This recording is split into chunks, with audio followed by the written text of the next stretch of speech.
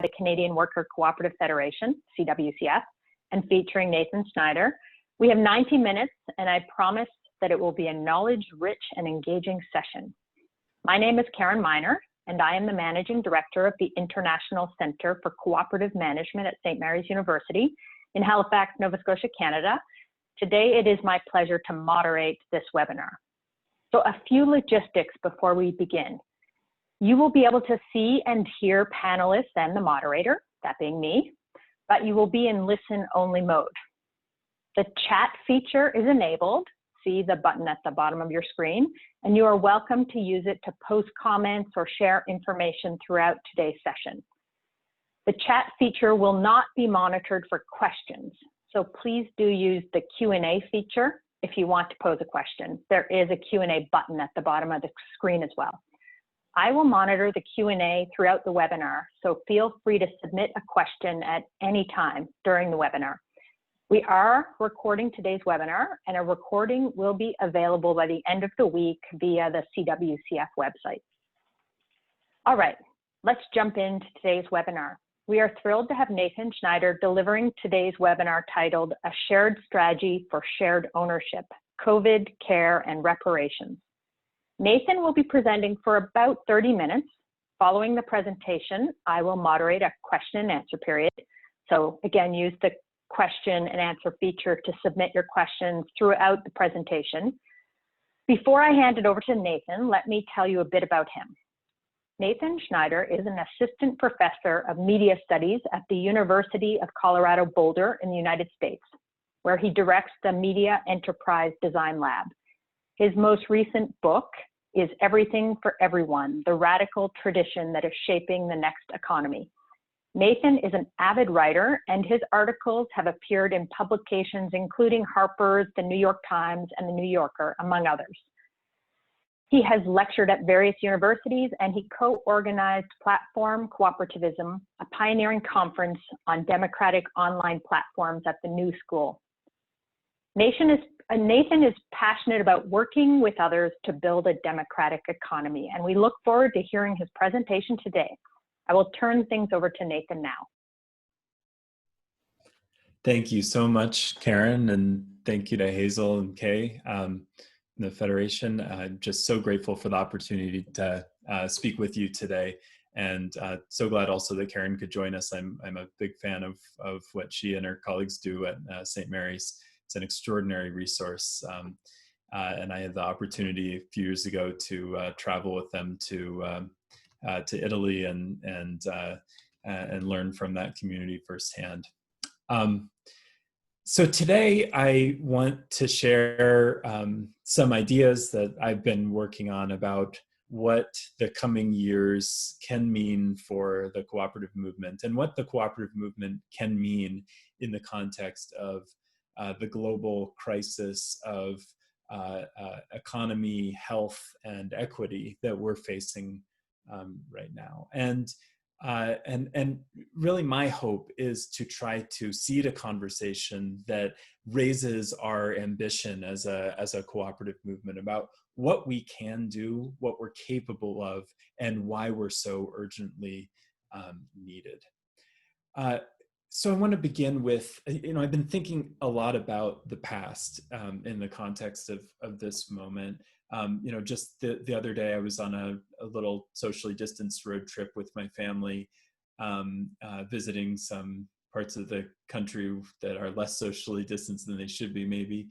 And on the way back, we passed, the big kind of semi-crumbling ruins, still active, of the beet processing sugar cooperative that before it was a cooperative was the company that brought my family to Colorado. So a kind of symbol of an entity that had a very profound effect on my family's life and history, and is kind of the legacy as a cooperative of farmers. I still have family members who bring their beets to this cooperative for processing. A reminder of the infrastructure of cooperative development and power that was created in the last Great Depression. in the United States, where that moment made very clear to a reluctant political class that the mechanisms of investor ownership were going to be insufficient and inadequate to address the pressing needs of the people in a crisis, if they were ever adequate, and that really radical cooperative policies were necessary to enable grassroots business to not only fill in the gaps, but charge the economy forward, especially in rural areas. It was through infrastructure for cooperative financing and development that enabled, for instance, that business to become a cooperative later on in its life. That enabled, a $130 billion cooperative bank to be established about an hour from me, and for all around me, rural areas to receive their electricity through cooperatives. That all took place during the context of an economic crisis.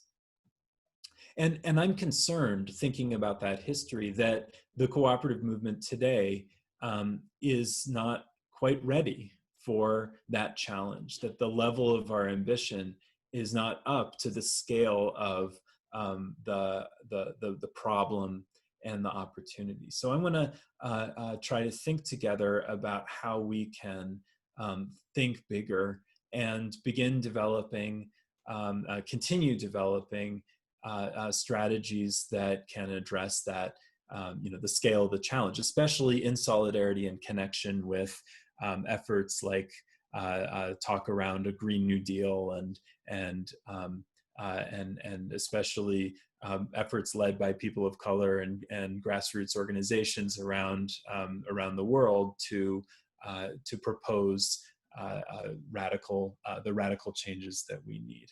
I want to apologize in advance for what U.S. centricity my story might have.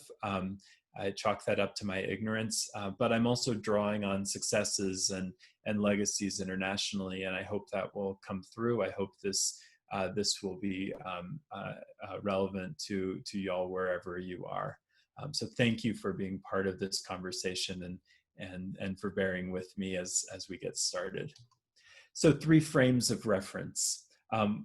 These come from the subtitle of this talk, and I just want to break them down a little bit. COVID is just the massive crisis that we face. The scale of the challenge is something that we need to be thinking about and be ready for, and meet our ambitions to.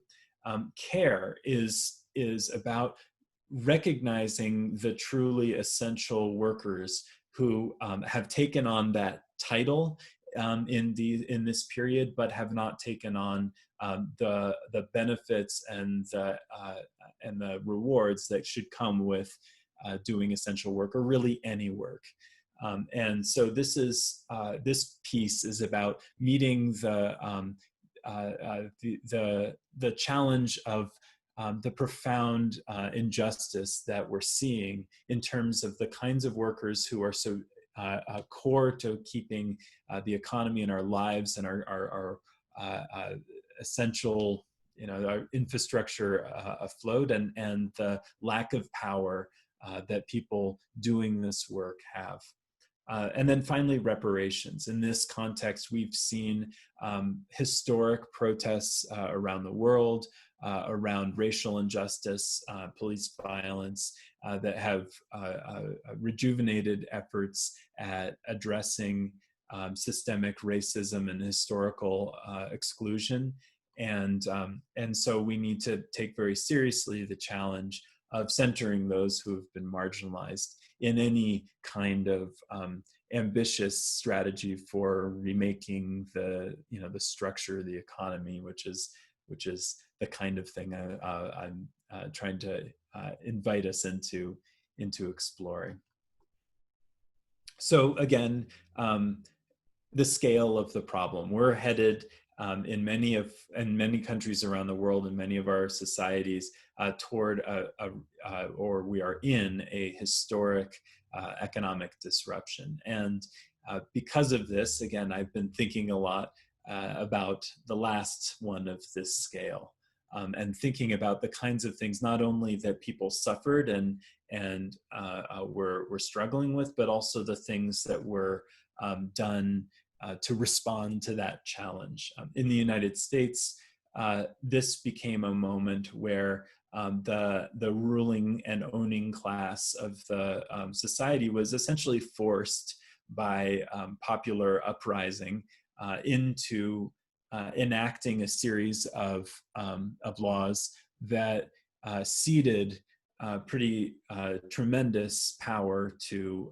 grassroots economies and organizations. So this included, major labor legislation, access to housing, things like this. But for our purposes, I want to focus on 3 laws that that created the capacity to scale up the cooperative sector in really significant ways. That includes the Farm Credit Act, which led to the eventual development of that $130 billion cooperative bank, CoBank, that I mentioned earlier. So this was created means of public financing and institutions that would enable financing for farm cooperatives, including through institutions like CoBank that are themselves cooperatives. So a tremendous scale of opportunity for people in the agricultural sector doing cooperative development. Second is the Credit Union Act. As with farms, credit unions had been experimented with for a while by this point. In the U.S., the first credit union was established in 1909, while as Alphonse Desjardins was traveling from Quebec to New York, or to the East Coast of the United States in New Hampshire. So we were really drawing on the Canadian example in this case, and examples had existed for a while, but it wasn't until 1934 that the really major legislation was put in place that established credit unions as a federally protected and insured institutional form. And there have been some precedents to that, but this was a really, really critical piece of legislation, again, in the context of crisis, where it was clear that the mainstream banking sector was not going to provide for community finance that was needed. And then finally, the Rural Electrification Act, which through the Department of Agriculture provided financing to essentially solve a gaping hole in US infrastructure, where 90% of farmers didn't have access to electricity. Within a decade, that gap was just about closed, almost entirely by cooperatives, through federal financing that soon became a revenue positive program for the Department of Agriculture. So the government was actually making money by investing in cooperative development in these large industrial scale utilities. For instance, on that trip to Italy with St. Mary's, an Italian co-op economist said, co-ops will never own nuclear power plants. They're just not capable of that scale of financing. Well, there are some that do because of this program. Now, it's really important upon reflecting on this legacy, the limits of this legacy. And I think these are really, really central to how we think about where we might move forward. On the one hand, the real achievement is the recognition of the need for public finance for co-op business, just as there is significant public infrastructure for investor-owned business, like the regulations that surround publicly traded companies, the enablement in the sector I work in tech, for venture capital as a means of financing that was not really available until an act of Congress in 1979. So we have to recognize that co-ops, just like any other kind of business, require enabling legislation for the appropriate financing, and that was really achieved. However, this was part of a program that involved racist exclusions. So the New Deal as a whole was bought kind of at the price of kowtowing to segregation, and so these and other New Deal programs often, not always, but often involved excluding people who needed them most, including domestic workers, African Americans, immigrants, many people of color, many people in the most vulnerable positions didn't have access to a lot of these programs. And I mentioned domestic work was a intentional exclusion as part of this kind of racist and sexist agenda. Finally, one thing that I think is extremely important for our strategy as a cooperative movement is the sectoral specificity. So that $130 billion bank down the road is great if you're a farmer, but for example, among people who are trying to build co-ops for gig workers in urban settings or care workers in urban settings, they can't access that because the policy was so sectoral specific that and so model specific that it limited the ability to innovate on the next models that we need. So for instance, people who are building community solar arrays can't access the cooperative financing programs enabled by the 36 Rural Electrification Act because they're not doing the kind of thing that act was designed for. So these were very limited. So while investor-owned companies have very open-ended financing mechanisms through publicly traded companies and venture capital, none of those things specify what you can do with it. Our co-op statutes are often in the US and in many other countries are very specific, even to the point where in many states in the US, you can't form a worker co-op. You can't form a consumer co-op even. They might just be limited to certain kinds of agricultural co-ops. And that limitation, I think, has been a major Achilles heel strategy and legacy that we have to build on. And it means that often, for instance, our two most powerful sectors in the United States, the credit unions and the rural electrics, don't even work together. They don't have a lot of shared interests because they work with different federal agencies. The policy undergirding them is so separate that they have nothing in common. And they have little reason to work together on ambitious strategies. So there are a few, I'm going to walk you through some of the ways in which I think we can do better. And this begins with recognizing, where we are right now, all the things that stir the economy and that are likely to be even halted by the current crisis. The Federal Reserve just put out a paper indicating, for instance, how venture capital is already slowing down its investments, despite its claims to be a kind of engine of innovation in moments of downturn. That is not actually the case. We're going to need other forms of investment. And what I propose we need to be considering is not just how can we, get financing to make more worker co-ops or more this kind of co-op or that kind of co-op. We need a wholesale, universal strategy. This is something that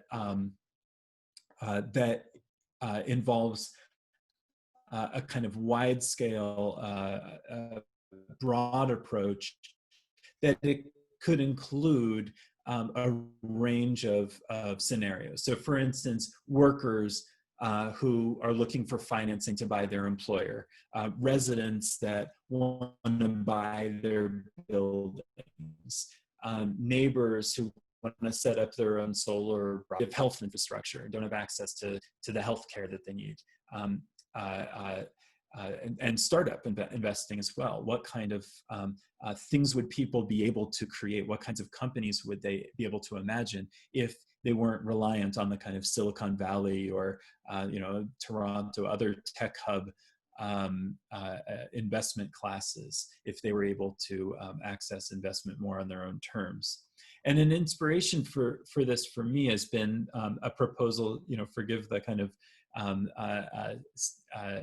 old-fashioned diagram. This is from Lewis and Patricia Heder-Kelso, Louis Kelso was really the inventor of the employee stock ownership plan, which is the major mechanism alongside worker co-ops for employee ownership in the United States. And he was interested in much more than employee ownership and proposed what I think is a really interesting strategy for generalizing democratic finance, doing something akin to what we do for access to housing finance, having a kind of public insurer that supports private or public financing mechanisms in investing in things that groups of people want to do. So rather than relying on individual entrepreneurs or buyers to invest and inject capital into the economy, this would secure loans or other sorts of financing for groups of people trying to do reasonable things like buy their business and so forth.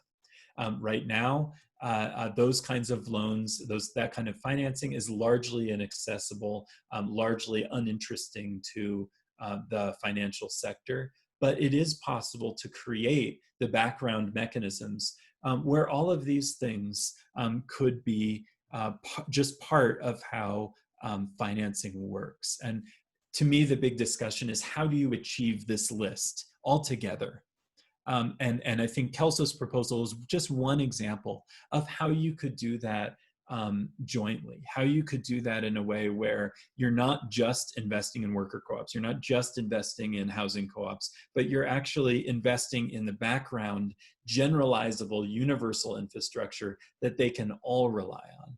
And hopefully, this is the sort of thing where existing credit unions, existing rural electrics could actually also benefit and access capital more easily than they can today, so that they'd all have a reason to get on board and leverage their quite significant political power to achieve this kind of goal alongside some of our smaller sectors and our upstart innovators who are looking for their first leg up.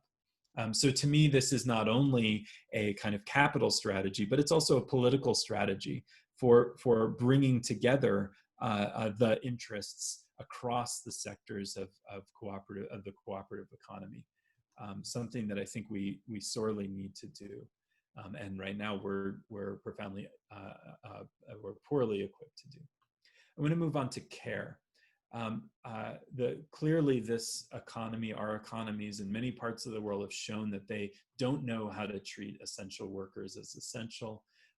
And a part of this ambition and the response to this challenge, I think, focuses on collective power, collective bargaining, collective enterprise, perhaps financed by the kinds of mechanisms I mentioned earlier, as well as a way of rethinking antitrust policy as not just a tool for breaking companies up, but as actually the adjudicator of who gets to organize.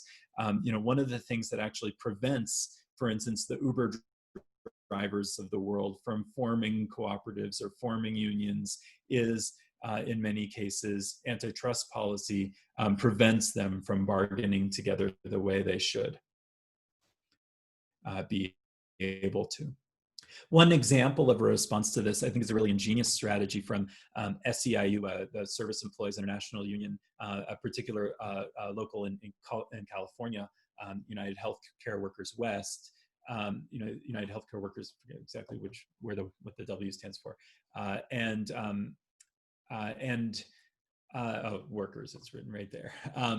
But what they propose is a strategy where, in a sense, it's like the Hollywood model, where you have a kind of union arranged pool of labor that operates with the employers and that the employers contract with. In this case, it's established as a union managed co-op. And so all the gig workers form cooperatives and contract their labor with the platform companies so that they can collectively interface with these massive, powerful companies and also be treated by their cooperative employer as full employees, while the platform company still gets the flexibility of on again, off again work. So there's a kind of intermediary that enables people to leverage their collective power. And it also, I think, has benefits for the startup scene, in addition to benefits for labor rights, where startups have access to being able to contract with this labor pool, rather than having to reinvent the wheel every time. And I think could help bring in some much needed competition into the kind of platform gig economy, as well as a strong basis in rights and collective power. The International Organization of Industrial and Service Cooperatives has been exploring similar strategies. They're really building on the legacy of some of the European freelancer cooperatives like SMART and Doc Servesti in Italy. And they just put out a policy paper that I really recommend looking at. Again, the core strategy here around care and essential work is collective power, is recognizing the ways in which we have prevented collective power from occurring in these essential sectors, including domestic work, home health care, the stuff that is growing and that we need so urgently, and that through collective power, we can start honoring and recognizing the necessity and the importance of this kind of work. Finally, I want to turn to the question of reparations. This is I'm of course coming from the United States. We have a lot to repair for a lot in our history to address, and so that I come to it with that context. But many of our countries in the world, including Canada, has have its own challenges with historical injustices as well. And I'm really motivated in this by a passage from the self-published memoir of one of my cooperative heroes, Father Albert J. McKnight, who's a leader in the development of Black-led Southern cooperatives in the 60s and 70s and 80s. And he wrote that what we need to do is reinvent the cooperative idea. If ever the cooperative approach was needed, it is today. It's still a disgrace to Black folks and no place in the country to Blacks control economically. What he's emphasizing is that it's not enough to just go back to Rochdale, right? That we need to evolve the cooperative movement to really take on the vital challenges of inequality and injustice that we're dealing with, and that there are maybe ways in which the cooperative movement, as it's been constituted so far, has been kind of insufficient to that need.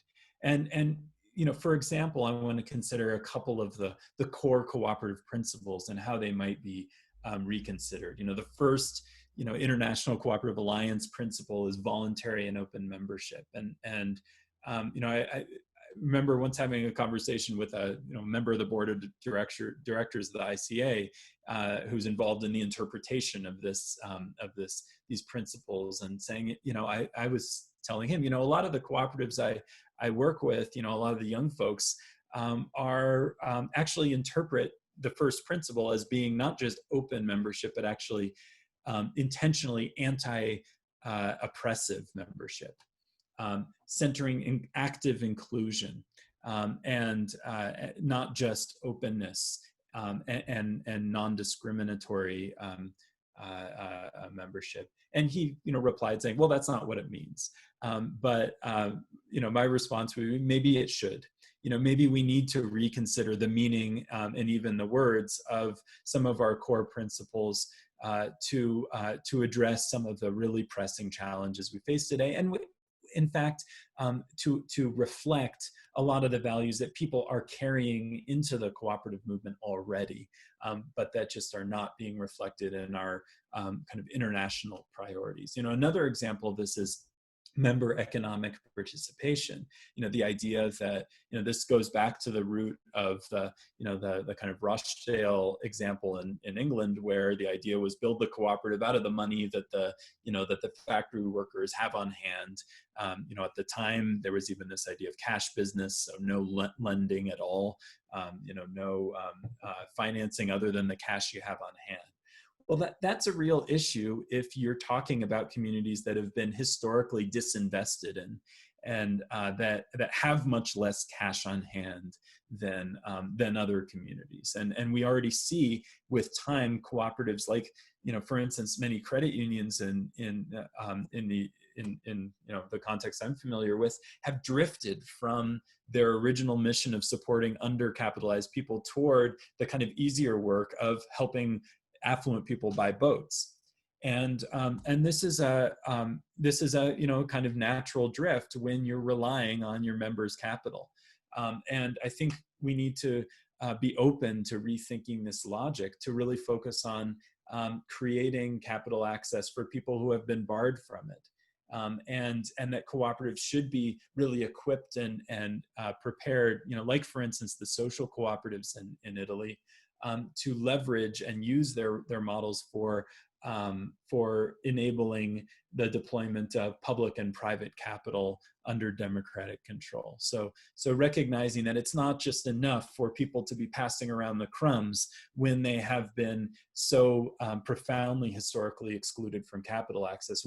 If the cooperative movement is to be relevant, again, it needs to interact with mechanisms like public financing and other forms of redistribution that can actually redress some of the inequalities and injustices that we've faced. And this is, I don't think cooperatives are the mechanisms for reparations that we need for survivors of genocide, for survivors of slavery.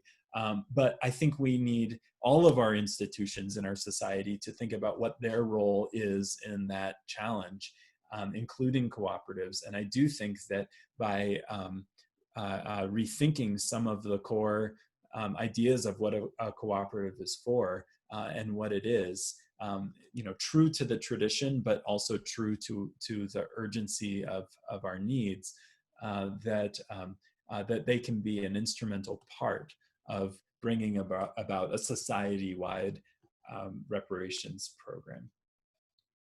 So finally, I just, as I wrap up, just want to reiterate the planks of the kind of horizon that I propose here. The first part is public finance for democratic capital, public infrastructure for democratic capital, it could say as well. Ensuring that groups of people who want to do something together that is reasonable should have as much or more access to capital than investors who want to do something. And that this should just be a norm, and we should have infrastructure for it. We've done it in the past in specific sectors. We've done it in credit unions and electrification and in agriculture in many parts of the world. This is not crazy talk. This is simply a demand to say, okay, we've done it in those places. Let's just do it everywhere. Let's just enable those same mechanisms or similar mechanisms to be available to any part of the economy, and also to have the infrastructure for incorporation to go with it. Second is collective power for informal work, ensuring that people have access to collective power who need it, and that things like antitrust law and labor laws aren't preventing people from organizing and building a cooperative and union managed basis for their work environment. And crucially, centering those who have been pushed to the margins, ensuring that, for instance, in that democratic finance strategy, that we are incentivizing investment, particularly in historically underinvested communities, where there are intentional decisions about making sure that cooperatives are not just open, which is a way of kind of reinforcing the inequalities of the outside community, but are actually anti-oppressive and are reparative in how they structure themselves and how they govern. And that access to capital goes along with that. All of these together, and particularly the universality I'm proposing, that we're not just talking about one sector. When we talk about collective power, we're not just saying, gig workers on Uber. We're saying that this is relevant to gig workers on Uber and people who are day workers in the building trades. This is relevant to people who have been gig workers for generations, not just in the digital economy. And that these are pieces of infrastructure that can enable future creativity. One of the things that I really take inspiration from is the cooperative law here in Colorado. It's a very broad and flexible cooperative statute that has drawn co-ops from across the United States to incorporate here. And it was designed by farmers for rural development explicitly. But they didn't specify that. They didn't say that this can only be used by farmers. It's just saying, we're farmers, we have this experience, this is what we need. Let's create a really flexible statute. But now this statute is being used by a lot of the up and coming digital platform and related cooperatives all over the place. So we need to create tools like those farmers in Colorado did that encourage and invite the creativity of future generations, rather than just focus on solving the narrowly conceived problems that we see before us right now. And so I'd like to end with an invitation. I'd love I hope this helps spurs a discussion about how this kind of framework can be improved, where we can take it, particularly how these kinds of ideas can help support policy initiatives led by grassroots communities, particularly in marginalized communities, and whether these tools can help advance the goals that they are, the agenda that they are setting. If you're interested in more details as well, I have a kind of academic paper on this strategy here, and then a very brief kind of working statement summarizing the points I've made in the second link. And of course, I would love to be in touch with anybody who's got some shared interests and learn more at the website of our Media Enterprise Design Lab. Thank you so much, and I look forward to what's to come. Thanks, Nathan. So we will go into Q&A right now. We have 15 to 20 minutes for that, and that won't be the end of the webinar. So just a heads up, a reminder that after the Q&A with Nathan, we'll have a short presentation from Hazel, along with some Q&A, and then a wrap-up dialogue involving both Nathan and Hazel. So we have a lot to cover still in the next 40 minutes. So I'm just going to not try to edit any of the questions that came through, but try to represent what they say and throw some at Nathan. I would say just try to keep your answers short, since there's quite a few questions already lined up. So we have a question from Germany, from Joanna, who works with the National Social Enterprise Network and is in the process of setting up a cooperative supermarket. So she is wondering about how to finance the cooperative ecosystem to strengthen not only single businesses, but the whole infrastructure. Do you have more best practices to share about funding sources and instruments? And in addition to Nathan responding to this question, again, I'd encourage, since we have a pretty smart group of almost 80 people on the line, if anyone else has comments or ideas or links they want to share in response to these questions, please use the chat feature for that. So Nathan, over to you. Great. Well, thank you. And this is a question that I can certainly use help answering. I don't claim to have the answers in terms of what the solution is. My goal here is to set out the scale of the problem and the challenge. There are a few ways of thinking about it, though. One is at the scale of what we can do now. And there, I think, really working on sector-wide collective financing. So building structures like the Italian example. The Italian model is a really counterexample to what I described as the US model, where the Italian cooperatives are really under just two umbrellas of associations. So multiple types of cooperatives are pooling resources together. And I think that's something we need much more of. So building voluntary associations that cooperatives join into to co-finance new initiatives, I think is a really essential strategy that we really can do now. We just need to be more intentional about doing that. And many places are doing that sort of thing, and we can always just use more of that. So cooperatives financing and investing in new initiatives, recognizing that they'll all benefit from that. There's the policy strategy that I outlined. I think something like that would just make it so that it wouldn't be crazy to walk into a private or public bank with an idea like a cooperative grocery store and get financing for it if those institutions had the public backing to make those kinds of investments.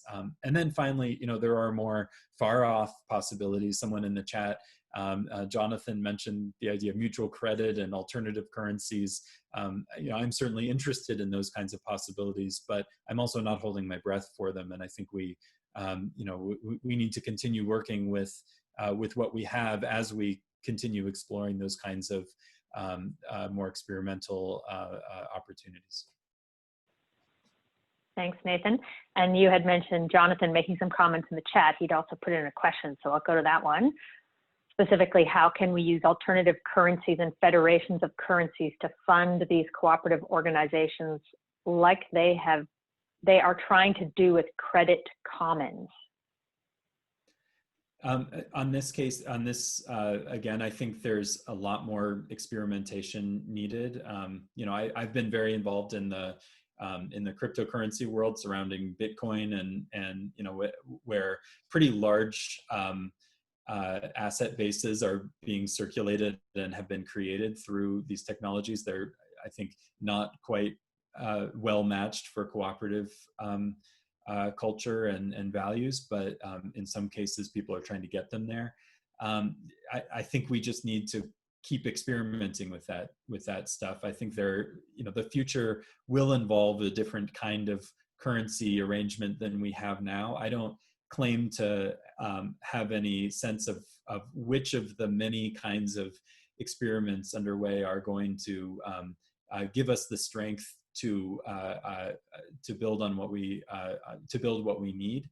But I would argue still, in the meantime, as we continue those kinds of experiments, that actually we can make a tremendous amount of progress with the flawed money systems that we have today. And again, I think the legacy of previous generations is a reminder that cooperative finance is not something that we need to wait for some kind of next generation technology to do. We can do it pretty well already, and the big crime is that we've forgotten that. We've forgotten the level of ambition that these kinds of economies can have. There's a lot of questions on the capital topic. Here's a really specific one. So wanting to know specifically what you think about investment clubs, given the example of Matt Crops in the US, and they fit in the description of democratic capital, but would seem to scale slowly. Yeah, investment clubs I'm a member of the Colorado Solidarity Fund, which is an investment club here that's part of the broader network, which Matt Crops fund is part of as well. And this is, I think, a really powerful tool for education and community building.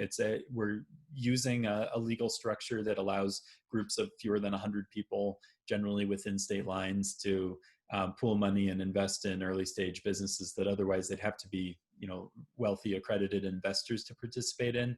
So it's a cool structure. It also requires member participation, which is good. It's not a cooperative model, but it is very compatible, and that's but it's currently limited in scale in such ways that the ability of ordinary people to really make large-scale investments through this kind of structure is extremely limited. So I think of it as more of a tool for education and organizing. If anybody wants to build a cooperative community in your area, doing it through an investment club is a really fun way to do it, really hands-on.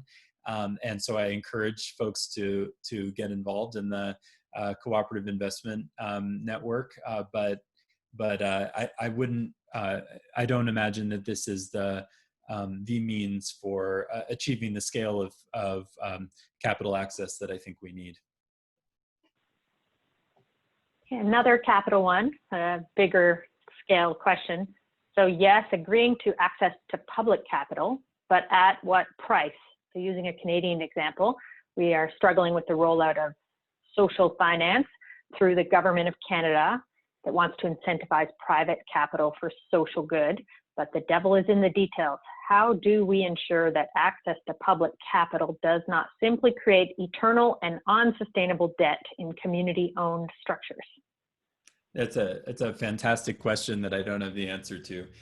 That's where I think we need to. Those are the kinds of questions that I think we need to be asking at the scale of billions. But those are the right questions. And certainly in the case of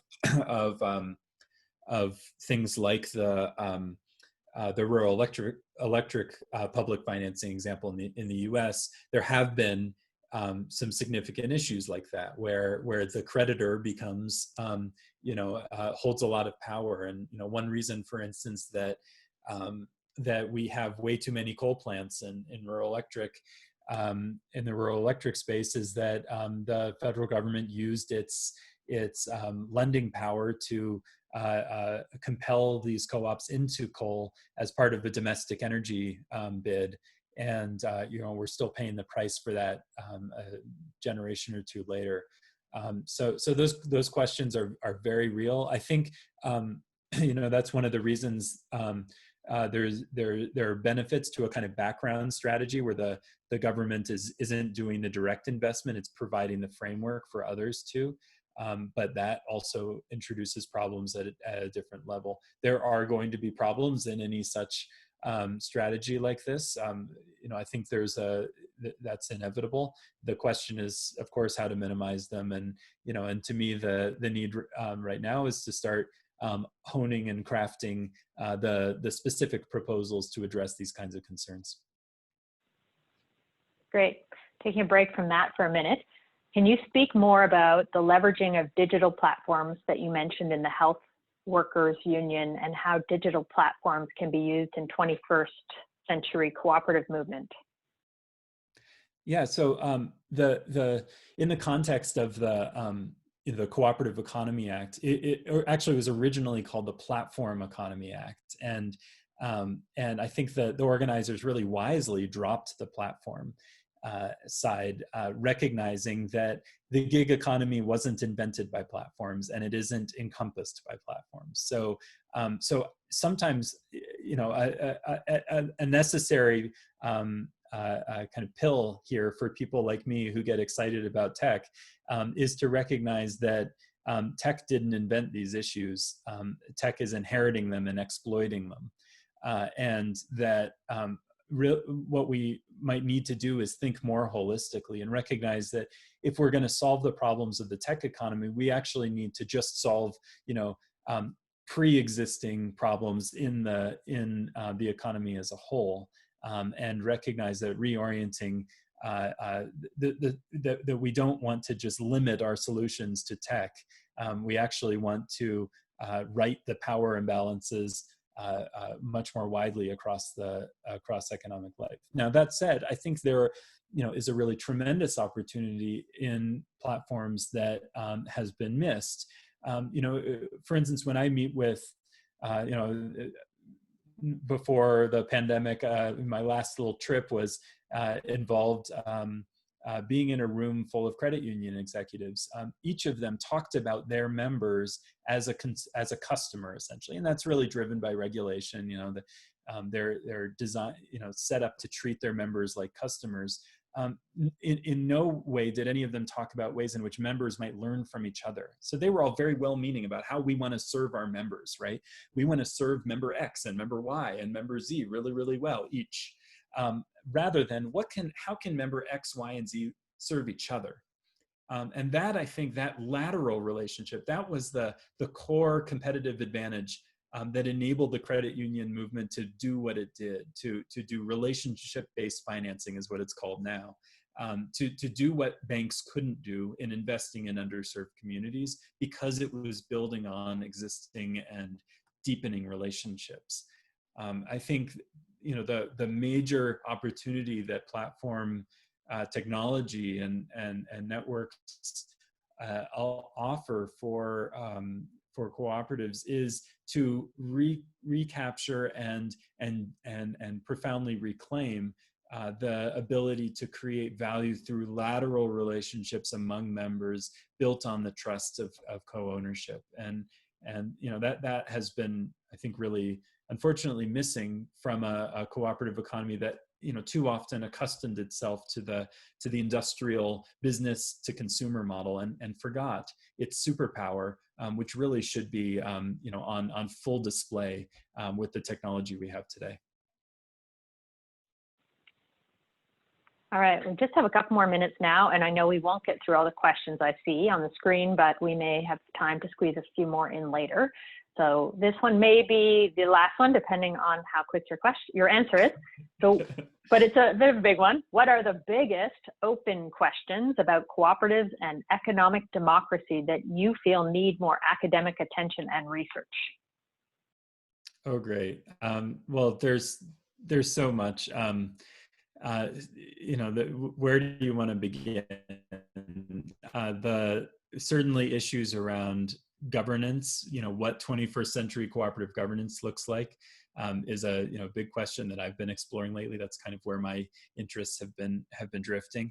The questions around what truly ambitious financing looks like. To me, the question should not be, well, it can be to some extent, how can we get 30% more worker cooperatives in this city, which is generally how the question has been framed. But to me, around policy research and more detailed proposal building, what we need is how do we get to a point where cooperatives are truly on par and are truly transforming the economy at scale in whatever form that takes. So those kinds of answering this question of that I've posed is to me, I think, an essential space of research, and too much has focused on how do we move the needle a little bit, which is great and essential, and I support it and embrace it,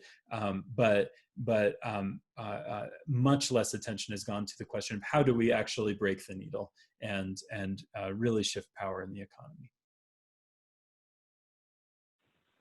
Thanks, Nathan. Well, you're off the hook for now, but the dialogue session that we'll do at the end with Nathan and Hazel will get a bit more back into the public policy space as well. And I noted there was a question lingering related to that, so you'll likely hear more on that in a few minutes.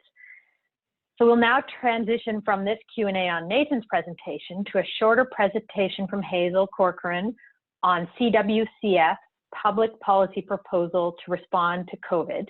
So by way of introduction, Hazel is the Executive Director of the Canadian Worker Co-op Federation, and she has been involved in all aspects of worker co-op development and support for the past 30 years. She is trained as a lawyer, and she is fluently bilingual in French and English. Hazel has actively and deeply served the cooperative movement in a variety of capacities in North America and beyond. This includes a current position on the board of directors of the cooperators in Canada. Following Hazel's presentation, there will be a Q&A period just with Hazel. So again, you can submit your questions during the presentation to the Q&A feature. And do note again that the last portion of the webinar will be a closing dialogue with both Nathan and Hazel. So I'll turn it over to Hazel now.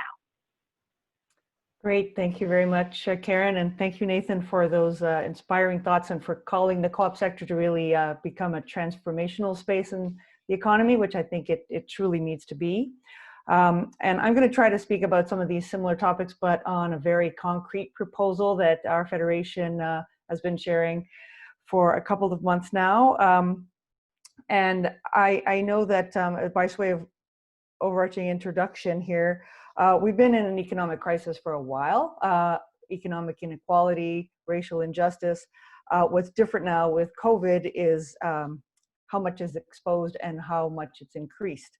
And I guess for us at the Federation in Canada, it's opened the sense that although what we're proposing is not big enough, it's much bigger than we have proposed in the past. And we feel that there is an opportunity with the current federal government to potentially get into place some of the kinds of things that are needed to significantly grow the worker co-op movement. And I would say that when our Federation speaks of worker co-ops, we don't mean strictly classical worker cooperatives. We mean any kind of entity that is owned and controlled by its workers. For example, it could be a nonprofit society, it could be a multi-stakeholder, a cooperative with substantial worker control with other stakeholders as well. So, going too fast here. So the name of our proposal is Building Community Resiliency, a proposal to maintain jobs and businesses through worker cooperatives. And the first part of the proposal is really around this notion of getting public finance for democratic capital. The critical importance of access to capital for democratic worker ownership has convinced our Federation that there has to be capital which is controlled by the movement, by the worker co-op movement. We see this in the parts of the world that have the fastest and best growth in the worker co-op sector, for example, in Italy and France and Mondragon region of Spain. So we are proposing to the federal government to increase our currently small Tenacity Works Fund by $70 million. And over 5 years, this would enable supporting the conversion of about 175 businesses to worker co-ops. It would be a revolving loan fund. It is a revolving loan fund. And so the benefits and potential would continue into the future with other businesses beyond. Secondly, in addition to capital, another important element for successful conversions of small and medium-sized enterprises to worker co-ops is technical assistance. And that enables hiring consulting help from worker co-op developers. It would be available in every industry sector. For this element, we are seeking 19 million. Thirdly, for all of the above to be known, we obviously need to promote it. And for that, we're seeking 2 million for promotional strategies. In all elements of this conversion program, we'd seek a focus on long-term care and home health care, given what's been exposed in Canada around the profit-driven companies in this sector, and also chronic underfunding. In Canada, over 80% of the deaths due to COVID have been in long-term care facilities, which is much higher than other countries. Another focus for us is going to be on communities of people of color, as well as women and young people, all of whom have been more affected than others by this pandemic and who are already worse off. A recent study out of Rutgers University has shown that worker-owned firms help to significantly narrow the wealth gap across gender, race, and age lines, and we will seek to amplify that by working with equity-seeking groups. But I would have to say that this area is one in which we have more work to do, and our Federation is going to be seeking training to follow the leadership of people of color, especially. And lastly, our Federation is advocating that there should be fair taxation for worker co-ops which have an indivisible reserve.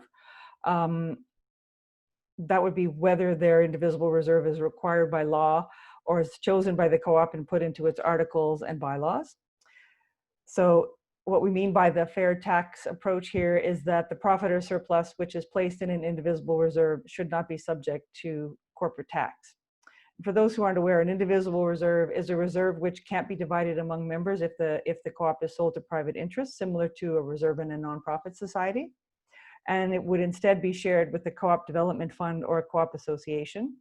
And this approach puts the focus much more on community benefit in keeping with the co-op values and principles, and makes the cooperative more of a multi-generational proposition. Another key advantage of focusing on indivisible reserves is that governments are generally more willing to support programming for co-op sectors where there are indivisible reserves in place because of it being more of a community benefit. So in addition to the proposal around indivisible reserves and taxation, we also state that any worker co-op which obtains an investment from our Tenacity Works Fund would already be required to have an indivisible reserve. So with that, I would open up to questions.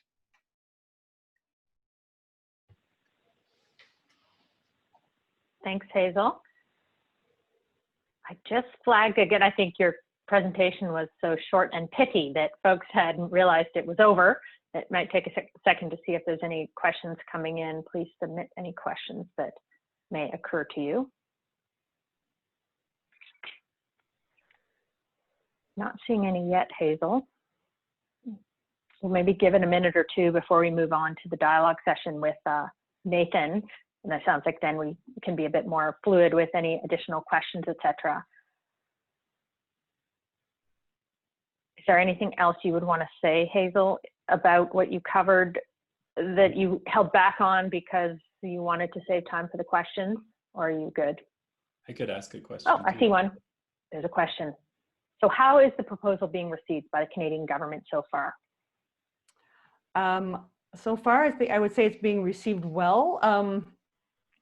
I think that there's uncertainty about where to place us, whether we fit within the social finance fund or whether it's somewhere different. And it seems like the consensus is that we fit into the small business ministry, and decisions on what it will be doing are going to be happening in the fall. But in general, it's been quite a positive reception, and people tend to ask questions. You know, we're basically working at ministerial assistant level, and they tend to be asking questions around like, can we work with specific sorts of groups that they see needs in? And surprisingly, this time, most of the people we've spoken with have actually understood what co-ops are, which seems to be a relatively rare thing. So I think that Co-ops and Mutuals Canada has been doing a good job at getting some education out there. Great. Specific question, do most co-ops in Canada have an indivisible fund already? No, the only parts of the country where they are required are in Quebec and Newfoundland. So all of the co-ops in those provinces have them. And otherwise, I think it's relatively rare. Certainly those co-ops that have had investments from our fund have had to have indivisible reserves. I guess the whole other category are housing co-ops, and any other kind of nonprofit co-ops. But the standard co-op outside Quebec and Newfoundland don't have it. And are you looking at worker buyout of existing companies or starting worker cooperatives? Our focus has been on worker buyouts of existing companies, but our fund certainly is also interested in supporting startups, and I think especially in the tech space, but in general as well. You'll love this one. How do we, individuals and cooperatives, support these proposals? Give us the to-do instructions. Reach out to your member of parliament and to the regional minister in your area and express your support. We've got the proposal up on our website, so you can find it there. Thank you. It says you talked about the co-op model reducing wage gap in regards of race and gender. Is this matter well documented, and where can I learn about the that specific issue? Is that you, Hazel, or was that Nathan's presentation? Me. Yeah, and where that was documented was in this study out of Rutgers University. And at the end of the webinar, if anybody who wants to find it wants to stay on, I'll find the link and share it in the chat. Okay. Yeah, I see that asked a few times to share the link. So we'll make sure that link is found and posted in the chat, or you can follow up with Hazel after by email. So there's a couple about public policy, but given that's what our dialogue is that we're going to move into, I'm just holding off on those. So just looking to see if anything else came up during your time, Hazel. I don't think so. So it's not bad to have a little bit of extra time with Nathan and Hazel, because we can also go back to a few of the questions I didn't get to initially. This next dialogue session is a bit more focused on the public policy space and things that we can do. So there's a few prepared questions that I assume Hazel and Nathan have thoughts around, and then I'm going to pull in a few of the questions that also spoke to that space that were raised by participants. So let's start with the first question, and Nathan, maybe show your video again so I know you're there. Good. So based on what you've each researched around the world, what do you think are the most important policies to build a strong sector of worker cooperatives and other democratic workplaces? Maybe starting with Nathan.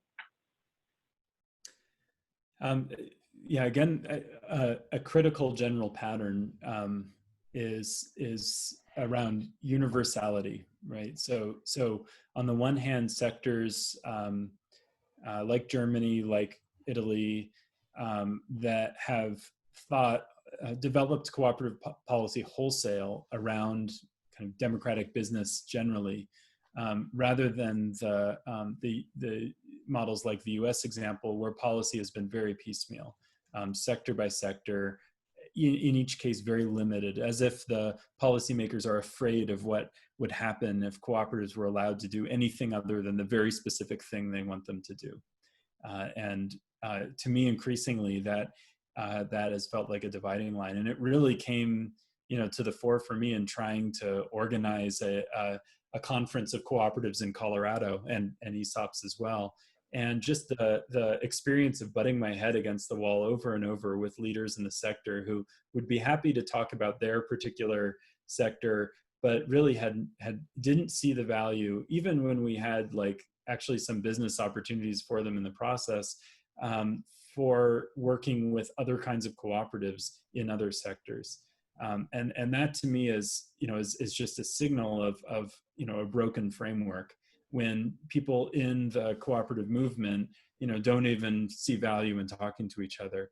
I'd be curious too to, hear from Hazel about, how that, might be a sensitive subject, certainly is here, but how that kind of dynamic is playing out in the work that she's doing. I mean, for instance, in the context of things like, a shared tax or indivisible reserves in Italy, that is done on a cross-sectoral basis. Are you seeing, any interest from non-worker cooperatives in being part of those kinds of strategies? Yes, we are. I mean, and for reasons I don't understand, it took us a long time to get here.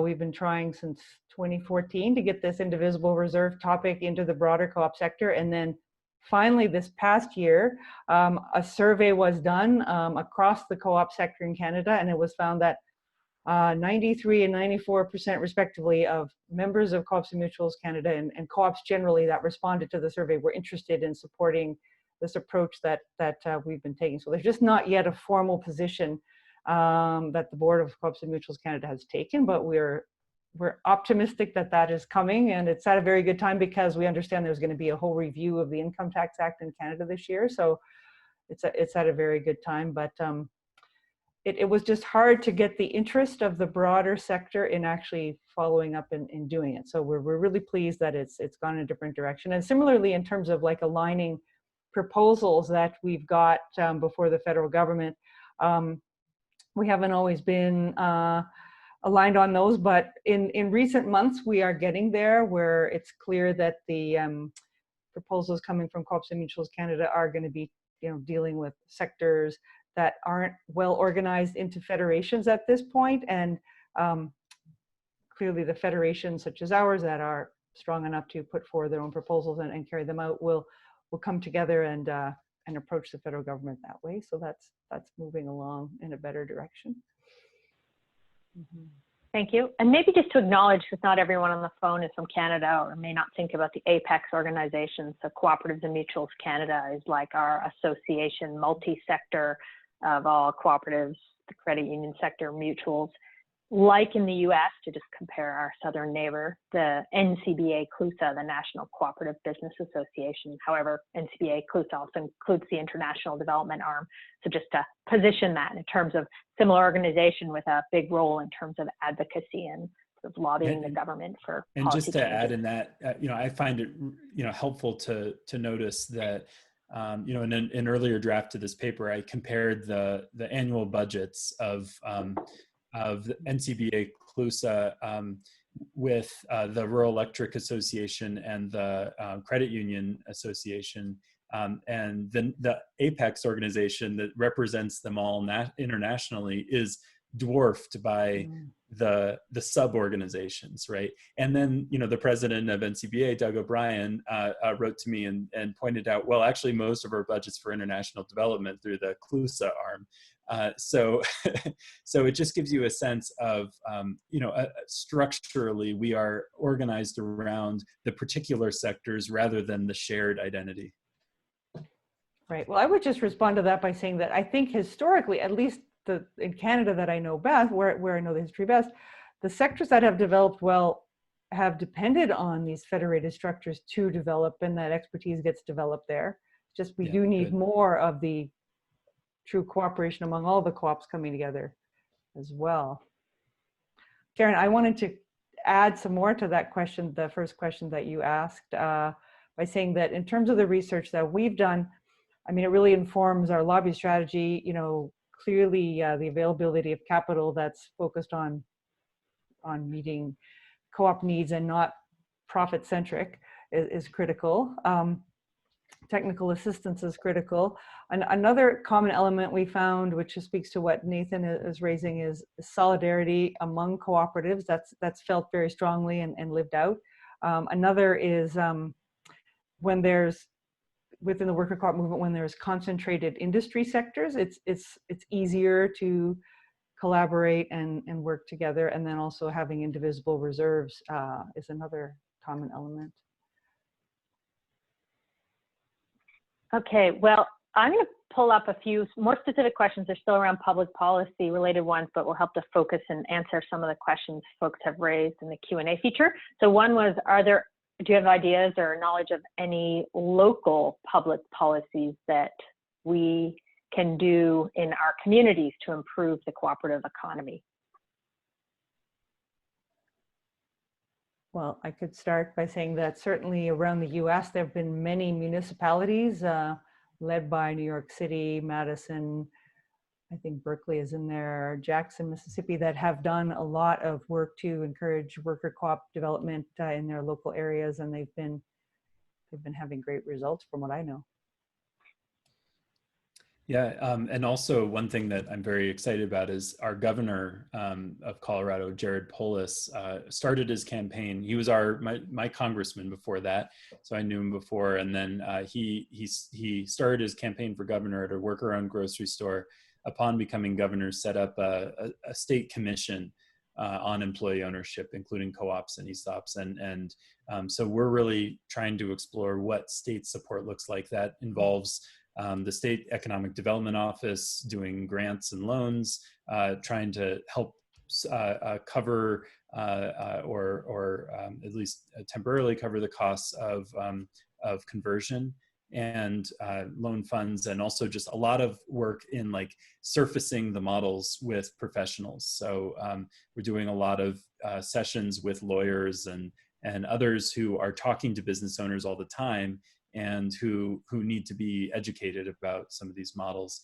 One thing that I think is also very interesting is the Democracy Collaborative, led by Marjorie Kelly, who's a VP there, has been exploring models around using a mechanism through the Federal Reserve that actually enables kind of capital circulation through states. So in a sense, using states as kind of mini Federal Reserves to kind of mint money for local investments. This is, I'm still kind of wrapping my head around how this would work, but this is along with models like public banks, which are being explored in New York and Los Angeles right now, so that local jurisdictions have the kind of financing capacity that a federal government might otherwise have exclusively. That's really critical to enable the investments in these sorts of businesses. For instance, a state or even a city has pretty limited capacity to do investment at the scale that even private enterprise is able to do, where they're minting money while states and localities are working within budgets. And that's the kind of capacity that we need if we're going to be really competitive. So the other big question that you knew was coming, I'm going to just frame it, but then I'm going to focus in on a couple of the questions that were in the Q&A that relate to it. And then if you had other points, you can add to them at the end. So the other question was, what do you think it will take to get the type of public policies in place that you are each suggesting? So before answering your big answer to that, some of the specific questions that were raised that sort of touch on this is one being, what can co-op developers, which range from federations to individual consultants to nonprofits to small agencies, how can they reach better alignment to achieve massive policy changes and financing needs? It's so hard since we all have diverse needs and goals. So specific to that question, what are your thoughts? Nathan, you want to start? Yeah, I think the challenge is really being creative about what is a strategy that's going to help all of them, or at least most of them.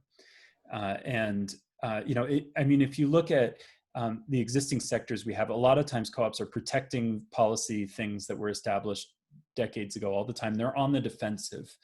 What would be something that would make them want to go on the offensive together? And that's where, this idea of a kind of universal capital strategy comes in. At the same time, I think there's also cultural work that needs to be done. One thing that, a group I'm involved in is working on, this summer is actually just bringing together leaders and practitioners and grassroots activists who are interested in the next phase of the cooperative movement, and just like building relationships and helping people get to know each other, and like talking about, what are we in it for personally, but just building trust where there isn't trust right now. And I think that is, when you recognize that level of coalition will be needed, building those relationships becomes essential. And then you can start talking about what are the shared, what is a strategy that would help all of us and help us all in a kind of, with a kind of simple and flexible and creativity inducing strategy, rather than a policy framework that, like many of the ones we're working with now, incentivize fear, anxiety, and defensiveness about any changes to the status quo. Hazel?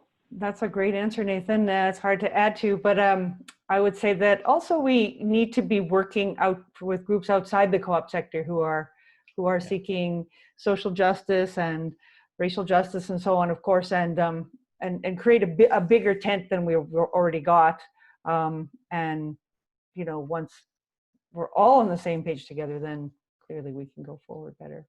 Thank you. I think that's a tremendous thing to add, that, we need to recognize that the answers aren't just in the cooperative movement. We need to think about how we can be of service to the really ambitious demands that are being made, by affected communities all around us. And this question is really related in some ways to the last and perhaps some of your answers, but if you have anything to add, please do. So it was that you had mentioned that the co-op economy needs an enabling legislative environment in order to develop. So was there anything else you would suggest that activists in the co-op sector should do to secure political will to enact these changes? Any additional thoughts, Nathan? Well, I'd be curious, about Hazel's thought on this as well. On the one hand, this movement has a unique opportunity. For instance, in 2018, we passed in the U.S. the Main Street Employee Ownership Act, the most important employee ownership legislation in a generation or so, in 20 years, and it was passed by a bipartisan group of legislators and signed by President Trump. On the other hand, you have the Green New Deal calling for worker cooperatives to build the green economy. And on the one hand, I especially with this work around reparations and racial justice, like I see this as potentially a very partisan, movement-driven, agenda that is built around, a broad set of shared objectives with a diverse movement. On the other hand, this is, expanding employee ownership was on both the Democratic and Republican platforms in 2016. And so there is this question about if we kind of we're more careful with our language and less comprehensive in the vision of what we want to expect, could we can we leverage the ability of co-ops to rally a really broad political base, where we have co-ops in Trump country, and we have worker co-ops starting among immigrants and people who are often being targeted by this regime. So to me, it's been a real challenge to land on. I think you kind of have to do both at once. The question of whether this is a comprehensive movement strategy, or whether it's a narrow coalition strategy with a very broad, diverse coalition. So it's, I'm curious about how others are thinking about that. I think in terms of legislation, that the U.S. is in a much more challenged space for co-op legislation than Canada, because with a couple exceptions, most of our jurisdictions have fairly decent co-op acts. On the topic of partisanship, I mean, I found that most of the parties can relate quite easily to the things that people are trying to build in the co-op movement, because it's not strictly partisan. I mean, it's obviously somewhat easier with more left-leaning parties, but I was amazed that you could go so far as to get Trump Republicans behind the Main Street Employee Ownership Act, but it's not out of the question. So before we close off that theme, is there anything else from the original question you knew about in terms of just what it would take, the types of public policy, the actions needed to get public policy that we need in place? And did you have any other thoughts you wanted to share? Well, it's also, it's important to remember that, in the context of the New Deal, what was at stake was the kind of the economic framework as a whole. I mean, these laws passed in the context of massive uprising and resistance and organizing among the working class of the time, and I think we're starting to see that today in terms of the movements that are coming up and building power in tremendous ways, and we need to, as a movement, not think of this as a kind of technocratic hack that we're gonna pass in isolation, but that this is something that we need to work in tandem and in solidarity with the movements that are going to threaten the existence of this system and compel action of one kind or another, and make sure that our options are on the table as part of the conversation about where we go forward from the ever deepening crisis we're seeing. Absolutely, we have to seize this moment when it's clear what all is wrong, and so many groups are coming up to raise their voices, and we need to come together and get that message into governments. Well, thank you both. We are down to the last 5 minutes, and of course, we will end on time and respect the fact that this has been a long webinar and that everyone's been pretty engaged, which is great. Did either Hazel or Nathan have just any closing thoughts that before I do the wrap up, anything else you wanted to throw in, or call to action that you want to throw out to everyone that's still on the call before I do the formal wrap up? Sure, I'll just say quickly in response to that question around how do co-op developers come together to align. I think it's just the same as with everyone. Like, there's got to be spaces, and in Canada that happens to be the Co-op Zone network, where I think the developers need to speak up and align themselves within that network. Thanks, Hazel. Nathan? Yeah, again, I just think, just encourage anybody who's working on this space to be courageous and to take the kinds of risks that we need to take in order to move this movement to the level that it needs to be at. The world around us is in need of accountability and economic democracy, and I fear that we're being too cautious and in how we propose how to get there, and let's make sure we're developing solutions at the scale of the problem. Thank you both. And I know there had been a comment just around how to get in touch with different folks after. So if you wish to share any specific contact info, maybe just type it into the the broad chat now. I know, Nathan, you put up your website and whatnot on your slides. And again, this will be recorded and you can access that later. CWCF, pretty easy to get hold of. Hazel had provided her email directly earlier, but if you want to put it up there again, Hazel, in case anyone has any follow-up points. So that was a lot of information, a lot of good things to just have time to think about. So thank you. Big thank you to Nathan and to Hazel and to CWCF for making this conversation happen. For all attendees that are still on, and even for those that have fallen off since we started, they will receive an automatic short evaluation from the Eventbrite system right after the webinar. And of course, it would be appreciated if you complete that. Reminder again, the webinar will be up on the CWCF site in some form in terms of a link to be able to give you access to it by the end of the week. And with just a couple minutes to spare, thank you all for joining. It was my pleasure again to moderate this session, this fun webinar. I look forward to seeing many of you in the upcoming opportunities for dialogue and action in the cooperative sector. So for today, that is all. Thank you, everyone. Thank you, Karen.